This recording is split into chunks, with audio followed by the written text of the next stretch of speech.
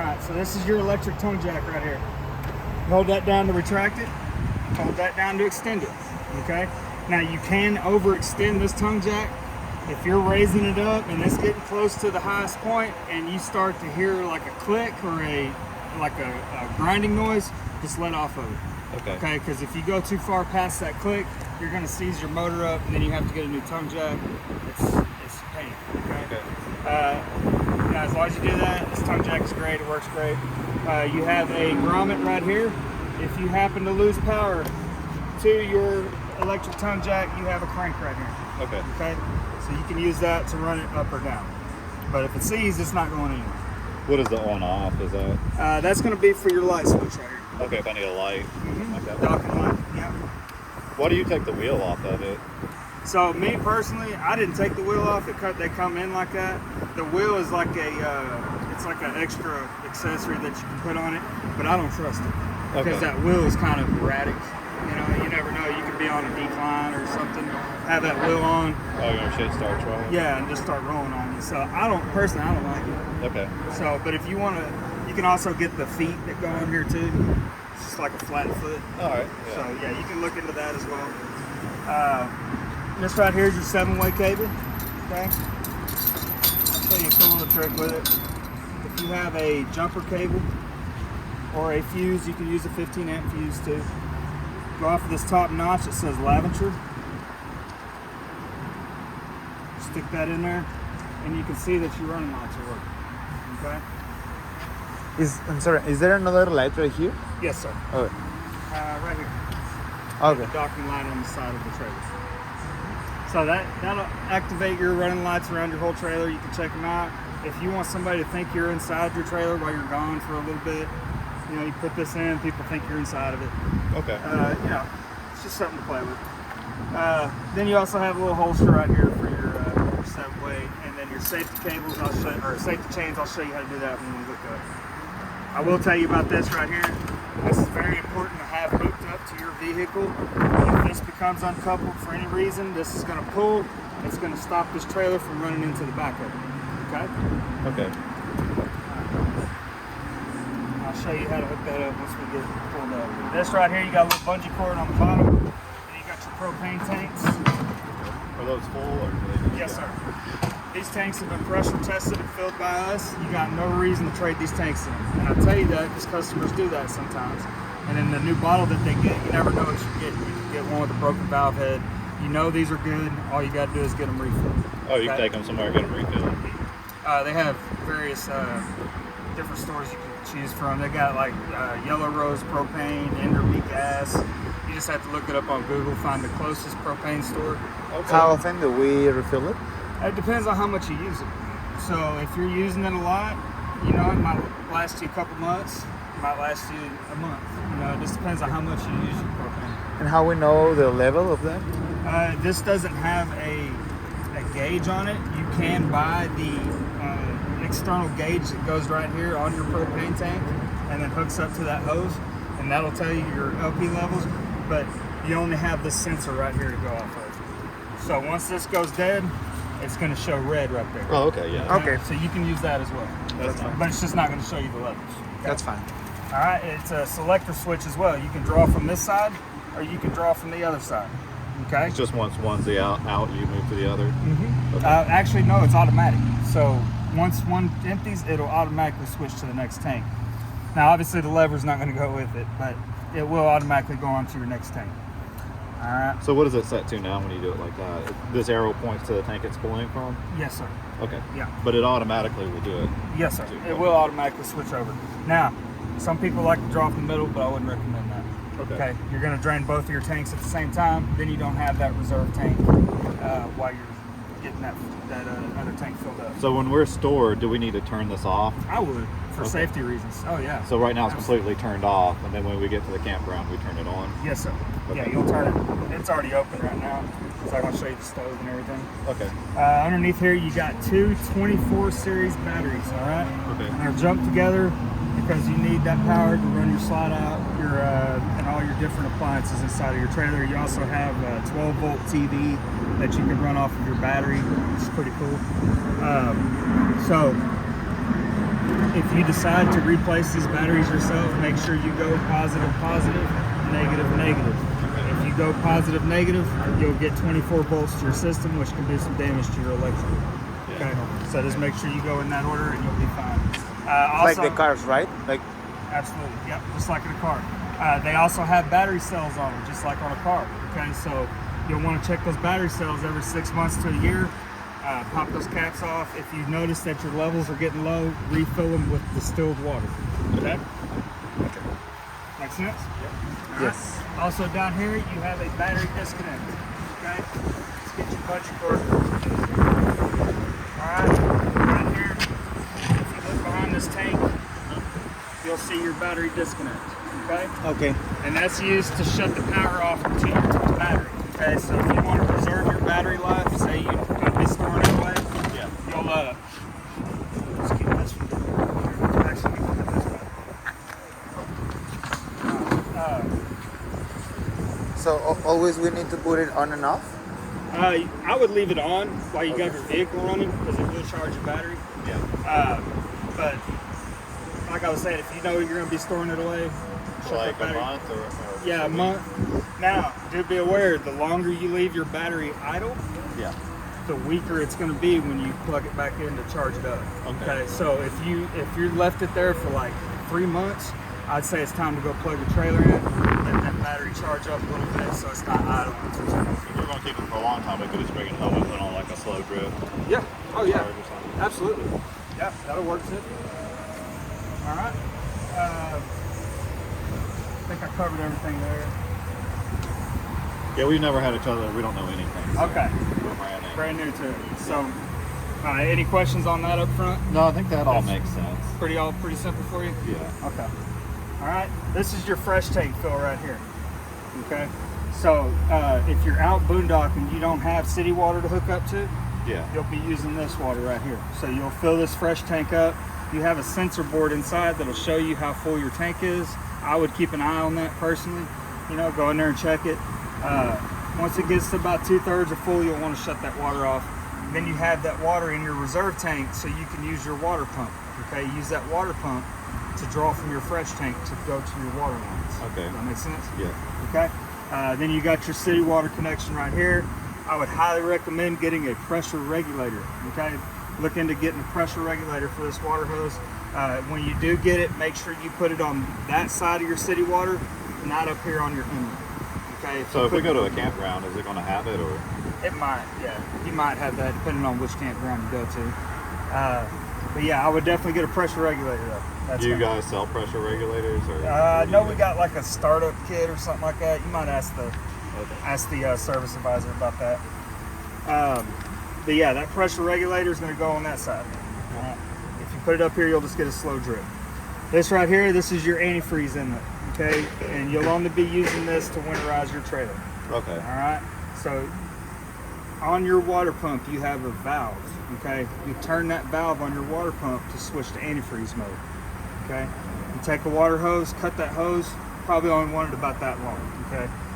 Hook that water hose up to your antifreeze inlet, put it down in your jug of antifreeze, turn your water pump on. That's only if we're going to store it. Only if you're going to store it and you want to winterize your trailer. It will save you some money if you learn how to winterize your trailer. Okay. Yeah. How much does it cost to winterize it? For us, it's an hour of labor, so that's like $160. Oh, okay. Yeah. So, but like I was saying, so you turn on that water pump, it's going to draw up the antifreeze and then deliver it to your water lines. Okay. All right. So underneath here as well, you have your fresh drain water. Okay. Right now it's empty because of a freeze that we had. I like to dump everything out. Now, how do you fresh drain water? What does that mean? Fresh drain water is going to be the water that you put into there. Okay, so it's not going through here. This is just feeding it live, That's your shore water, like your straight water. So it's not going to any tanks or anything. It's just going straight to the pipes. Yeah, it's just going straight to that. So you empty this from down there? Yes, sir. Okay. Yeah. You also have a sewage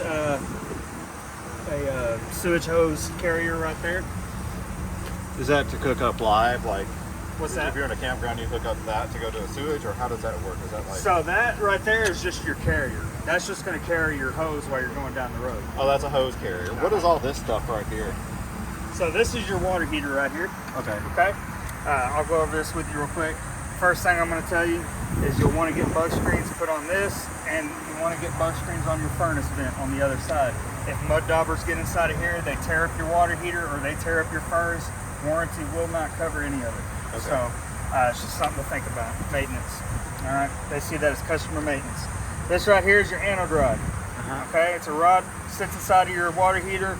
It attracts all the minerals that are bad for your water heater to that rod. Okay. And over time, that rod corrodes. So you want to check that rod maybe once a year. Make sure it's not getting too corroded. If you pull it out and it's just a little thin piece of metal, it's time to change that thing out. Where's the rod? Right here. All right, you use a 1 1/16 socket to take that out. Make sure you take the pressure off up here first, okay? Because if you try to take that out with all that pressure on it, it's going to be really hard. And then once you do get it out, it's going to shoot out and might hit something, okay? So when we go to a campground, do we need to do anything with this at all? Or? No. All you got to do is put water in. I'm just showing you like when you need to drain your water heater or anything like that. We've already got everything set up for you here. All you got to do is just turn your water heater on. Okay. And have continuous city water going. How long does it take to heat up? I would say anywhere between 30 to 45 minutes. Sometimes you got to be a little patient with it. Okay. What about like, do I need a hose if I go to a campground, or do they have hoses at campgrounds? You're probably going to have to get a hose. Okay. Yeah, you'll probably have to get a hose. All right. Let's see, what else did I tell you about this? This is your thermostat right here. Okay, they're limit switches. So on this system, you have a gas side and you have an electric side. Okay. This is going to be your electric side, your 110 shore power. All right. And what it does, if you have an electrical surge inside of your trailer or the water gets too hot and trips your switch, it's going to pop this switch right here. Okay. And it works like a breaker. Okay. So to reset it, you just press it back in. Okay. All right. That would be one of the first things I would check if my water heater wasn't working. You just know because you don't have any hot water? Yeah. Okay. Yeah, you'll know. Alright. Is that tire low on air, or is it just the weight of the thing? It's just the way. It's always going to look like that when you got the slide out, especially. Yeah. I can double check it for you though if you'd like. Alright, right here, this is where your 30 amp hooks up to.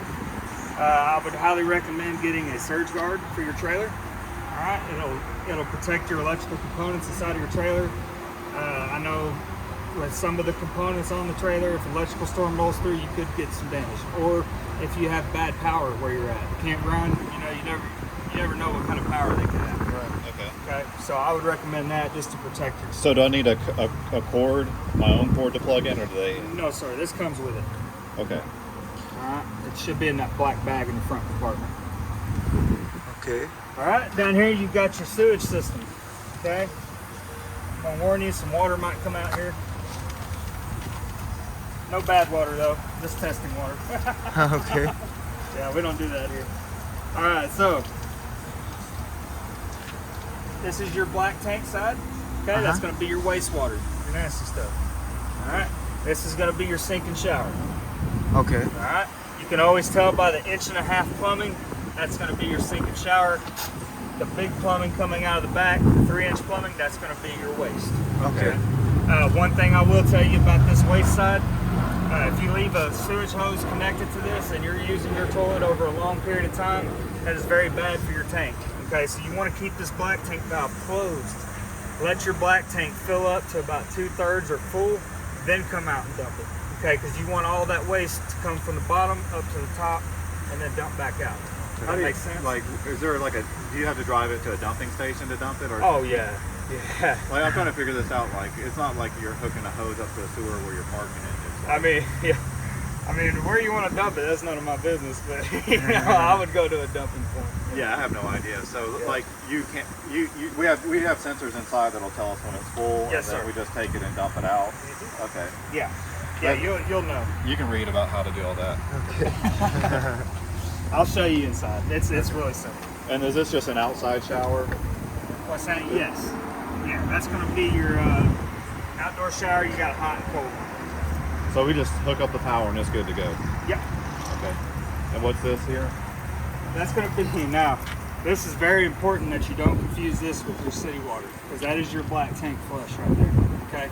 So over time, you'll dump your tank out, but your tank sensors might still read 1/3 or 2/3. It's because you got a little bit of crud on those sensors and you got to clean it off, okay? You'll use your black tank flush right here.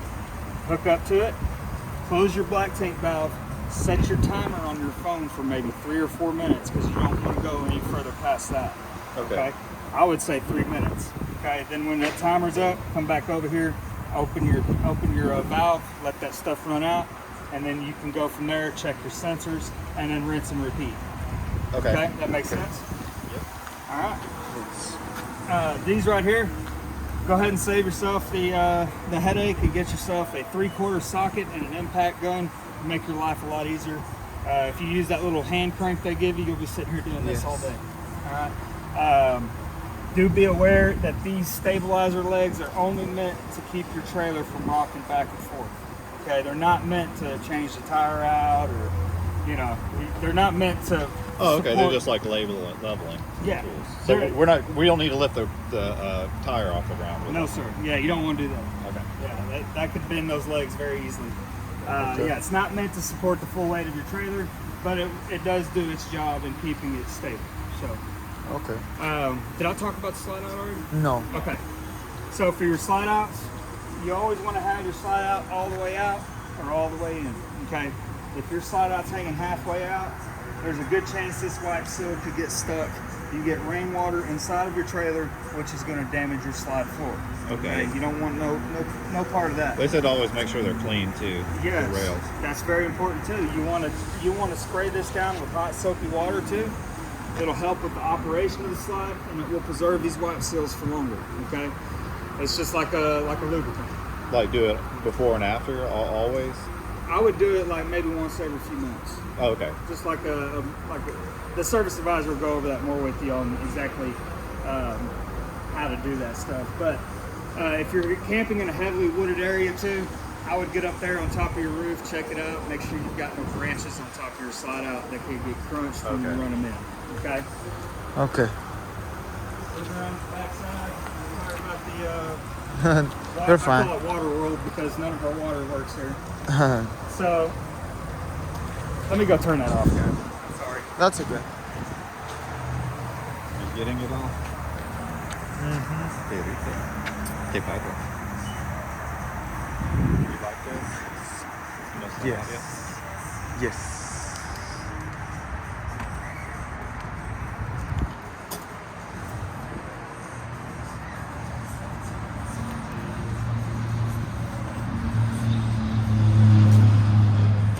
All right, that's better.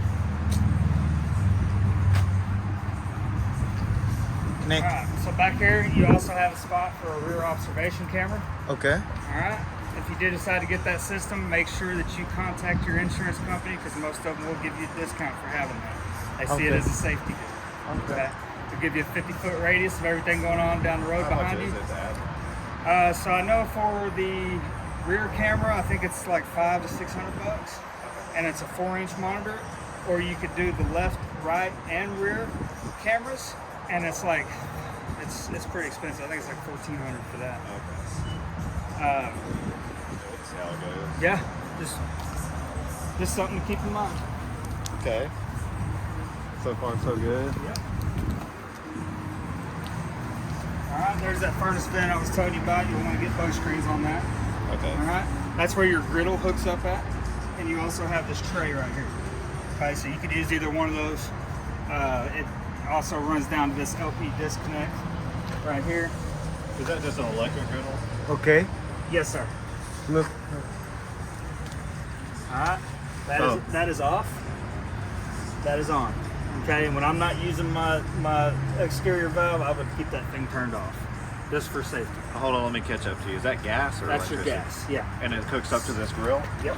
So if you got your grill sitting up here, then you can run your LP hose, or if you have another grill that you'd like to bring out. Me personally, I'd like to have my grill out here away from my trailer. That's Well, just me. just to be comfortable or because you don't want the heat going? Just because I don't want the heat on my walls. That's just me though. So it comes with a grill, right? Mm-hmm. And Yes, sir. do you need to secure stuff in there to keep it from sliding all around and shit? I mean, with what you've got in there right now, that's not going to hurt anything. But later on, if you get some rubber mats or some moving blankets to lay down inside of this lino, it does protect your lino and it'll keep it in good shape. Okay, that's good. And if you ever want to trade this thing in, you're going to want to take extra good care of that lino. Okay? That's the first thing the salesman's going to look at. Look at what?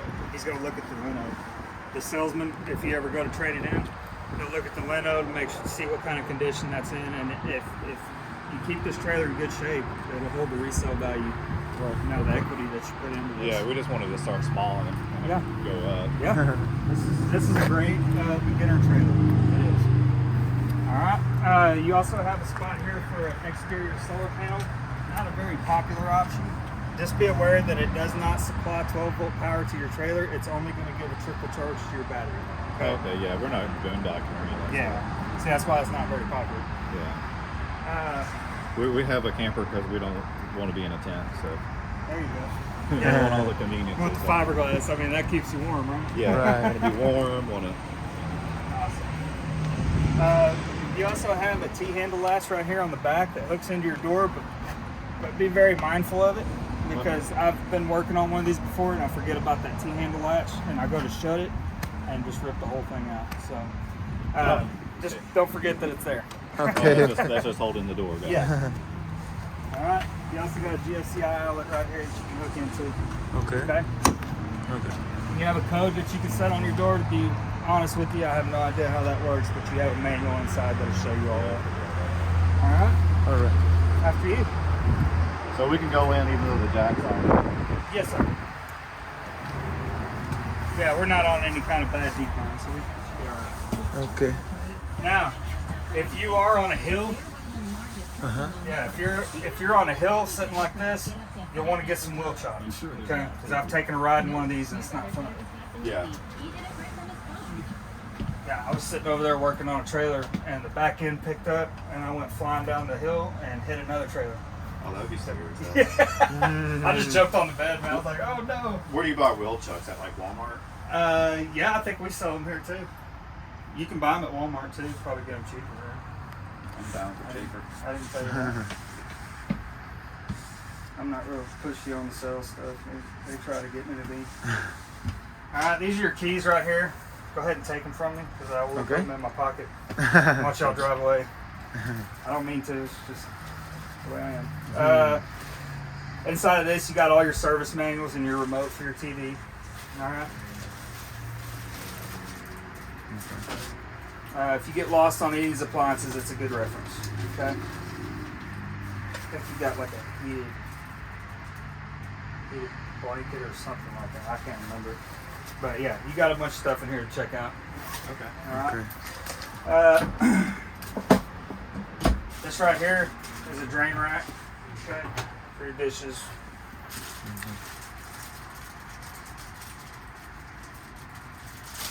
Go ahead and get the TV remote set up for you.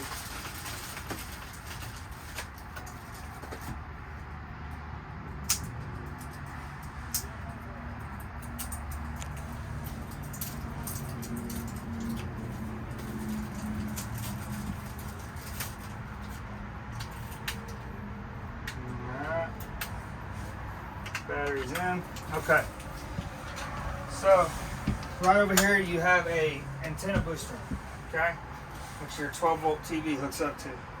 Okay. All right. That antenna booster has to be on or you won't get any channels. Okay. All right. That's off. That's on. As long as that green light's on, you're getting channels. Do be aware if you unplug your trailer and leave your 12-volt power on, that will drain your battery dead. Okay. So if you know you don't have 12-volt power, I'd come over and turn that off.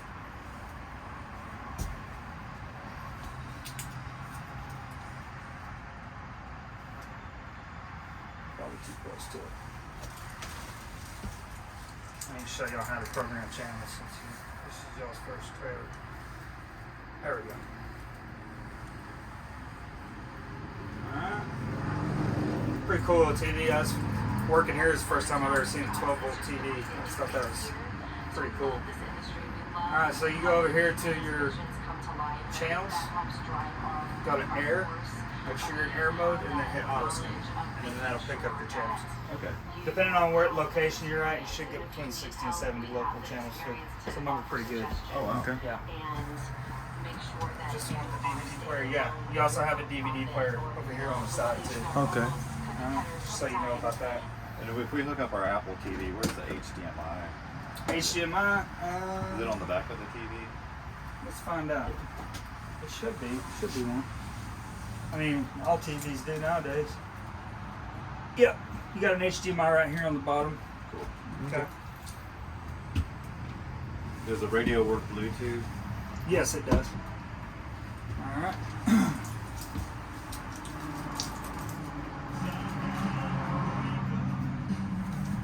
All right. Zone 2 is going to be outdoor.